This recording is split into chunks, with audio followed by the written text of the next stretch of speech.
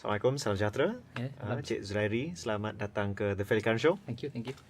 This week we are all in Raya fever, Raya mood. Everyone is travelling everywhere, and we wanted to catch up with yourself and Unscientific Malaysia to find out the latest myth-busting news ataupun unscientificness that Malaysia has been experiencing of late. What can you tell us?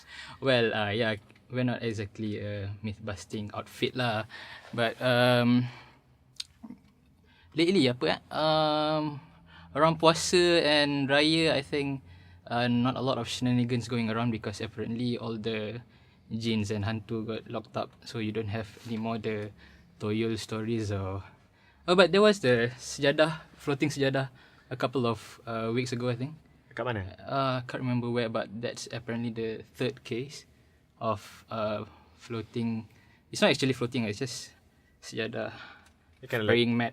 They can like rumple up suddenly from the ground. Like, whoosh, it's not exactly suddenly, it's just other people don't know how it came about, but it's already there when the photos are taken, so that's how they present it. Okay, but was it in any kind of shape? Because I haven't seen this. They're usually like a crumple of a hood. You know how praying mat sejadah is not that big, so it's probably just a small mound of sejadah, and they claim that that's this sejadah floats and is praying. Right. And that's not the first case either. Okay. But now we're talking about Raya and I guess the tail end of the fasting month and stuff like that. Are there any other like maybe food related? Specifically, like I said, there's not a lot. Somehow, people are getting a bit subdued during puasa. Yeah, but I remember there's something about zam-zam, zam-zam. That one. Well, basically, it's just a bit of hoo-ha lah, because according to Saudi regulations, you cannot commercially export air zam-zam. But somehow during the bulan puasa with all this buffet, you see a lot of hotels punya buffet, they offer refreshing air zam-zam to go together with their buffet. So isn't air zam-zam actually a bit payau, like a bit kind of? Well, it is air mineral, so we can expect it to taste a bit payau.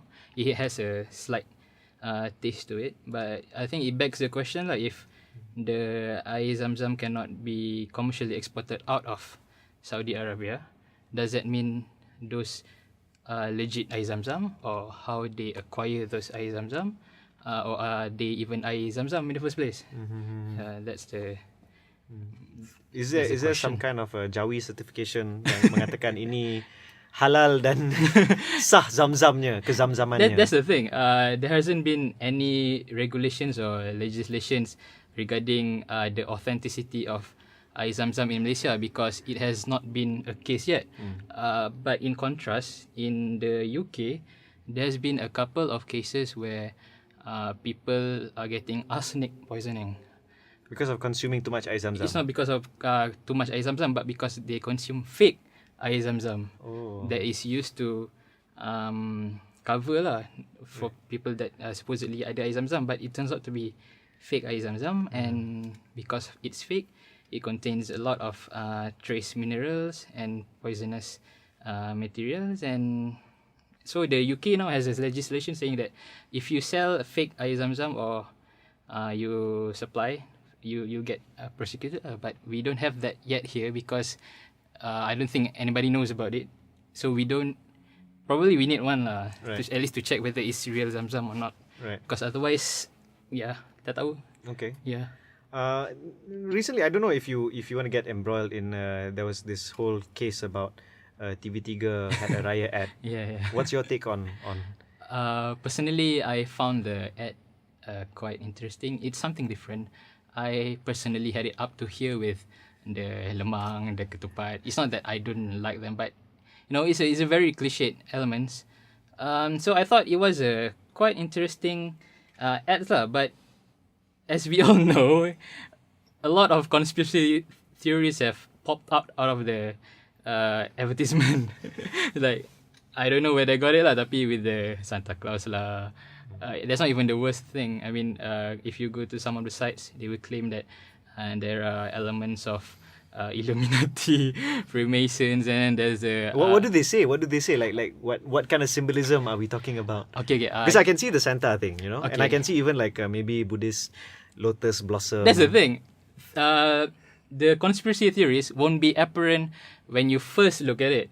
It's only when you have too much imagination.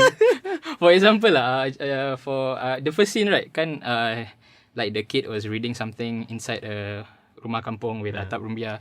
So apparently the penjelasan was like, okay, atap rumbia, it symbolizes the poverty of Muslims. Right. And then the kid was reading something with inverted jawi or whatever, and they say he's reading Bible.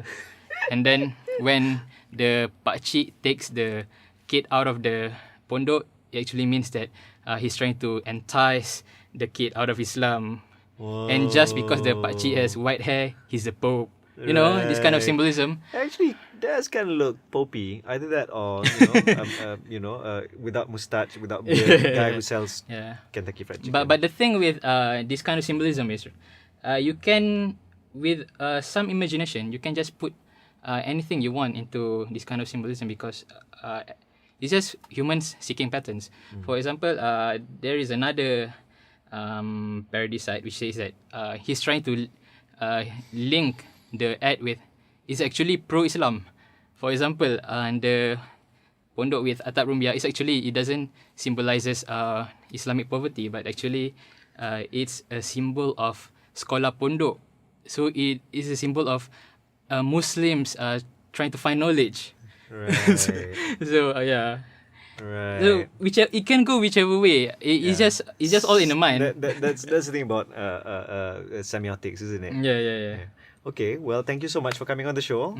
And then, tapi sebelum tu, kita nak ada announcement. Alamak, apa ni?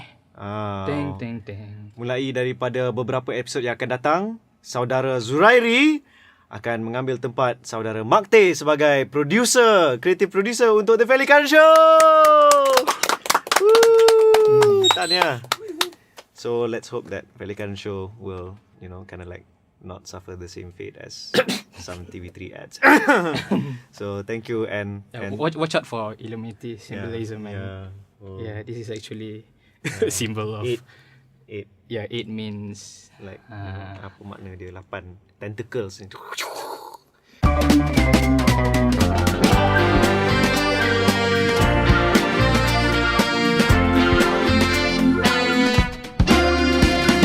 Pop TV.